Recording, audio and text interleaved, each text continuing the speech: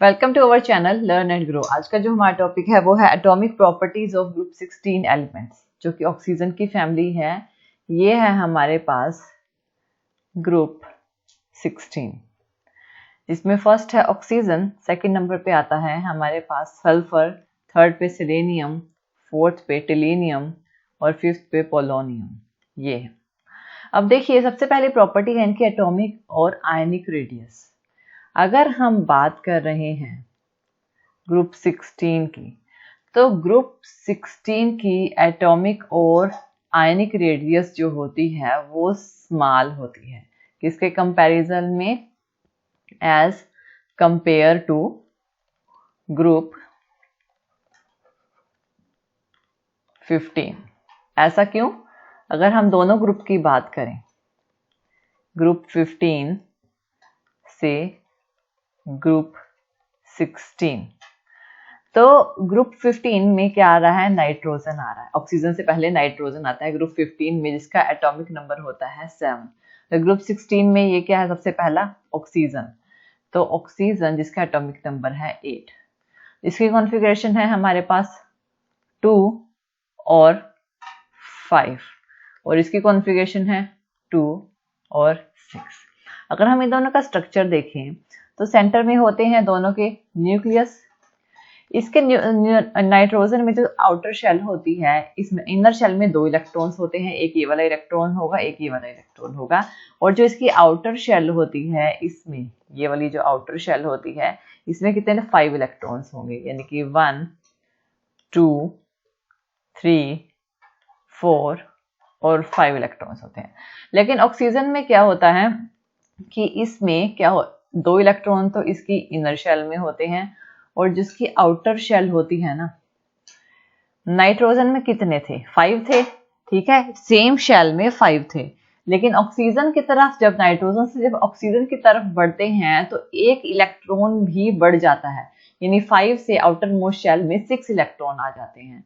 1 2 3 4 5 6 electron आ जाते हैं।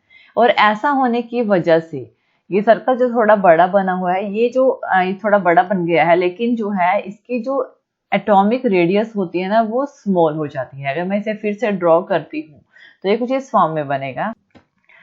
तो इसका मतलब क्या हुआ कि जब नाइट्रोजन से ऑक्सीजन की तरफ गए, इस फॉर्म में इस तरह से बनेगा, थोड़ा बड़ा है थोड़ा छोटा बनेगा।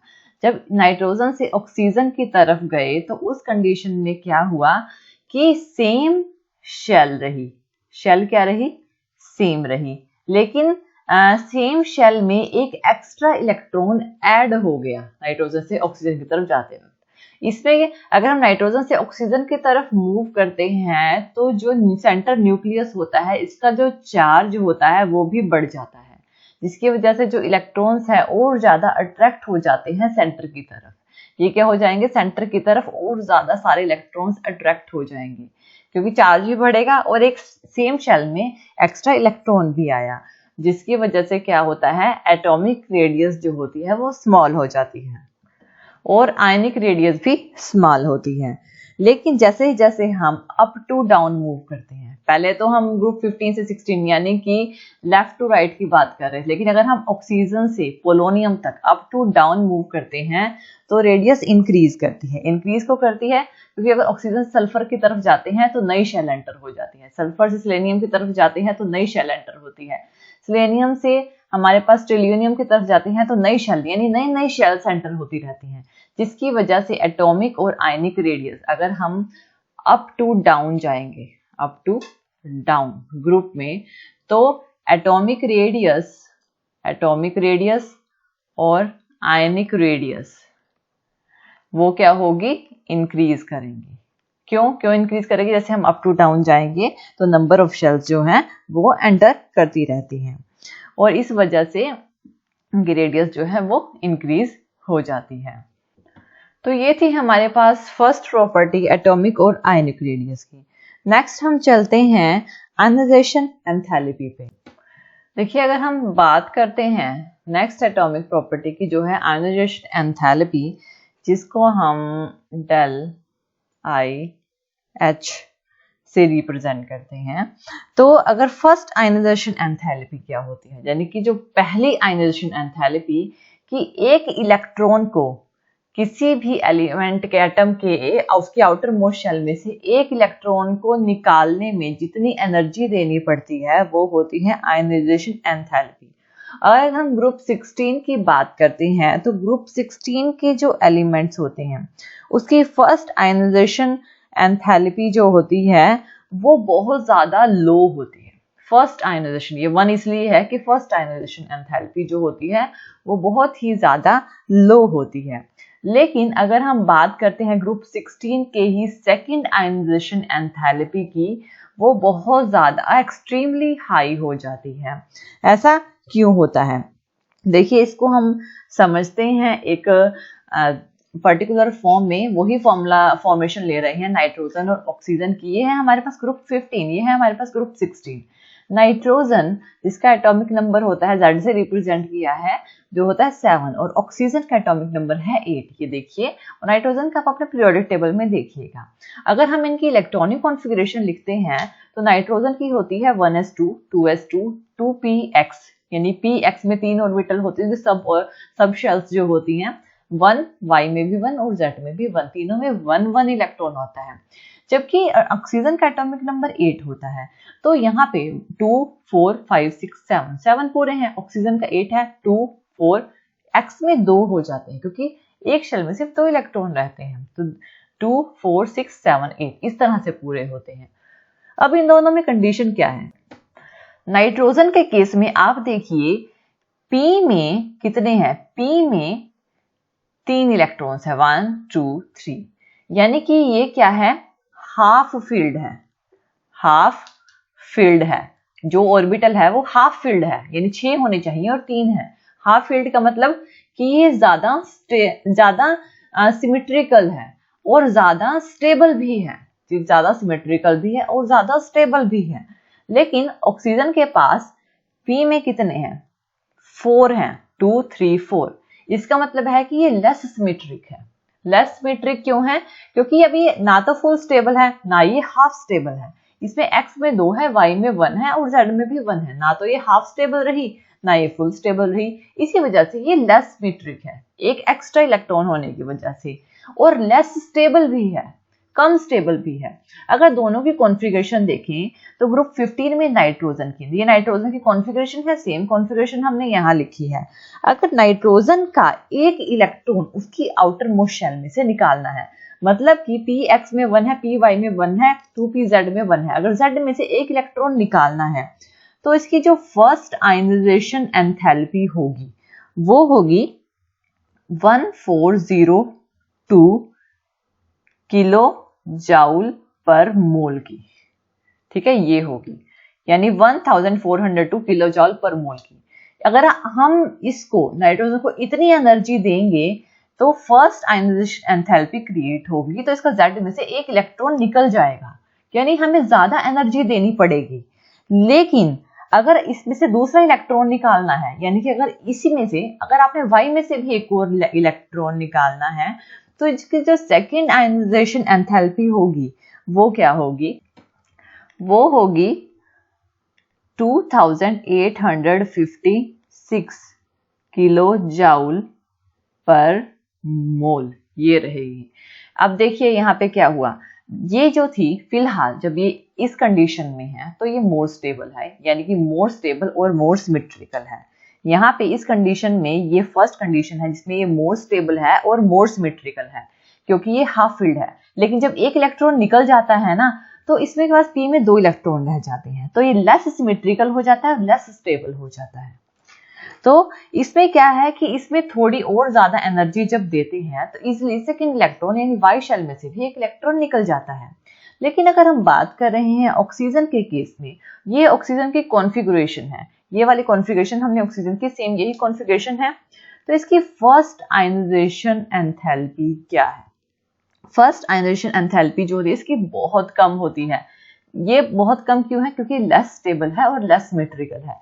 लेस सिमेट्रिकल क्यों है? क्योंकि ना तो ये फिलहाल हाफ फील्ड है और ना ही ये कंप्लीटली फील्ड है। इसके पास P में हाफ फील्ड से एक इलेक्ट्रॉन एक्स्ट्रा है, तो तो इसको हमें बहुत ज्यादा कम एनर्जी यानी कि 1314 किलो जाउल पर मोल एनर्जी देनी पड़ेगी। इतनी एनर्जी देने से ही एक्स में जो 2 इलेक्ट्रॉन है ना उसमें से एक निकल जाएगा और एक रह जाएगा। अब क्या हुआ, अब ये हाफ फिल्ड हो गया, पी में 3 रह गए, तीनों में एक एक, हाफ फिल्ड होने की वजह से क्या हो गया, अब ये इसकी कंडीशन क्या हो गई, अब ये मोर स्टेबल हो गया और मोर सिमेट्रिकल हो गया। अगर हमने इसमें से एक और एक्स्ट्रा इलेक्ट्रॉन, अगर हम कहें अगर एक इलेक्ट्रॉन निकला तो वो पॉजिटिव चार्ज क्रिएट हो गया, इसमें से एक निकला था तो एक पॉजिटिव चार्ज क्रिएट हो गया था, दूसरा निकाला तो N2 पॉजिटिव चार्ज क्रिएट हो गया, इसमें एक निकला था वो पॉजिटिव चार्ज क्रिएट हुआ। लेकिन अगर मान लीजिए आपने अब ये मोर स्टेबल यानी कि ज्यादा स्टेबल हो गया, सेकेंड आयनाइजेशन एंथैल्पी यानी एक और इलेक्ट्रॉन निकालना है, तो इसमें आपने बहुत ज्यादा एनर्जी देनी पड़ेगी क्योंकि आप ऑलरेडी इसमें से एक निकाल चुके हो। अब ये पहले लेस स्टेबल था, अब ये बहुत ज्यादा स्टेबल हो गया, तो इसकी जो एंथैल्पी होगी वो बहुत ही एक्सट्रीमली हाई होगी, जो कि होगी 3388 यानी कि 3388 किलो जाउल पर मोल की जो एनर्जी होगी, जिसकी जैसे O पॉजिटिव से और 2 पॉजिटिव पे ये आ गया, यानी कि 2 पॉजिटिव हो गया और Z से फिर एक इलेक्ट्रॉन निकला है। तो इस तरह से जो है इसकी जो आयनाइजेशन एंथैल्पी होती है ग्रुप 16 की, वो पहली तो थोड़ी कम होती है क्योंकि थोड़ा लेस स्टेबल होता है, लेकिन दूसरी जो होती है वो एक्सट्रीमली हाई हो जाती है। और फर्स्ट आयनाइजेशन एंथैल्पी जो होती है ग्रुप 16 के एलिमेंट की वो कम होती है ग्रुप 15 के कंपैरिजन में, लेकिन जो सेकंड होती है ना वो बहुत ज्यादा होती है। तो ये इसके सेकंड जो प्रॉपर्टी है, जो एटॉमिक प्रॉपर्टी है, वो है आयनाइजेशन एंथैल्पी की। अब हम थर्ड प्रॉपर्टी की तरफ चलते हैं। अब देखिए ग्रुप 16 के एलिमेंट, ग्रुप 16 में सबसे पहले ऑक्सीजन ही आ रहा है, तो ऑक्सीजन को ही ले लेते हैं। इसकी जो कॉन्फ़िगरेशन होती है इसको हम क्या लेते हैं, 2 और 6, यानी कि जो ग्रुप 16 के जो एलिमेंट होते हैं इसमें सिर्फ आउटर मोस्ट शेल पूरी, यानी कि अगर ऑक्सीजन को यहाँ पे 6 के साथ 2 और जोड़ दें यानी कि 2 मिल जाए तो ये 8 हो जाएंगे। इसका मतलब है कि इसकी आउटर मोस्ट शेल पूरी हो जाएगी, और अगर पूरी हो तो इसका मतलब है कि ये नियरेस्ट टू नोबल गैस है और वो स्टेबल हो जाएगा। और इसमें ही हमने यही करना है, यही आपने ध्यान में रखना है कि ये क्या इसकी प्रोसेस होता है। देखिए ग्रुप 16 के जो एलिमेंट्स होते हैं वो नियरेस्ट नोबल गैस होते हैं, क्योंकि उनको अपनी आउटर मोस्ट शेल पूरी करने के लिए सिर्फ 2 ही इलेक्ट्रॉन की जरूरत होती है। तो ऑब्वियसली ये इलेक्ट्रॉन जो होते हैं इनमें जो ऑक्सीजन होता है इसकी लीस्ट नेगेटिव जो least negative electron gain enthalpy होती है। ऑब्वियसली ये अपने इलेक्ट्रॉन 6 में से किसी को डोनेट तो करने से रहे, क्योंकि इनको सिर्फ 2 इलेक्ट्रॉन की जरूरत है, इसलिए इलेक्ट्रॉन को गेन करते हैं। इसके जो एलिमेंट हैं इस ग्रुप के वो इलेक्ट्रॉन को गेन करते हैं, इलेक्ट्रॉन गेनिंग इलेक्ट्रॉन एटम्स होते हैं ये। तो जो इलेक्ट्रॉन अब जब ये गेन करेंगे, मान लीजिए ऑक्सीजन के पास 6 इलेक्ट्रॉन है, अगर इसमें 6 में एक और इलेक्ट्रॉन डालना है, इसका ऑलरेडी साइज स्मॉल होता है ग्रुप 15 के कंपैरिजन में, क्योंकि ग्रुप 15 से जब 16 पे आते हैं एक्स्ट्रा इलेक्ट्रॉन ऐड हो जाता है, तो इसका साइज पहले ही स्मॉल है। तो जो इलेक्ट्रॉन जब गेन होता है तो इलेक्ट्रॉन में रिपल्शन भी ज्यादा होती है, क्योंकि सेम शेल में एक इलेक्ट्रॉन ऐड होना, क्योंकि जब वो गेन करेगा तो गेन करने का मतलब है कि सेम शेल में एक इलेक्ट्रॉन ऐड हो रहा है, तो इसमें क्या होता है कि रिपल्शन भी होती है। तो जो ऑक्सीजन की, इस पूरे ग्रुप में ऑक्सीजन की इलेक्ट्रॉन गेन एंथैल्पी जो होती है वो सबसे ज्यादा कम होती है, क्योंकि इसका साइज स्मॉल होता है। लेकिन जो इलेक्ट्रॉन गेन एंथैल्पी होती है दूसरे एलिमेंट की, जो इनकमिंग इलेक्ट्रॉन्स होते हैं वो इजिली एक्सेप्टेबल नहीं होते हैं किसी दूसरे ऑक्सीजन को छोड़ के, जो बाकी एलिमेंट्स होते हैं, लेकिन ये गेन करते हैं, इलेक्ट्रॉन गेन एंथैल्पी होती है, ये इलेक्ट्रॉन को डोनेट नहीं करते। लास्ट जो प्रॉपर्टी होती है इसकी इलेक्ट्रोनेगेटिविटी। देखिए जो ग्रुप 16 के एलिमेंट्स होते हैं वो हायर वैल्यू यानी इलेक्ट्रोनेगेटिव होते हैं ग्रुप 15 के कंपैरिजन में।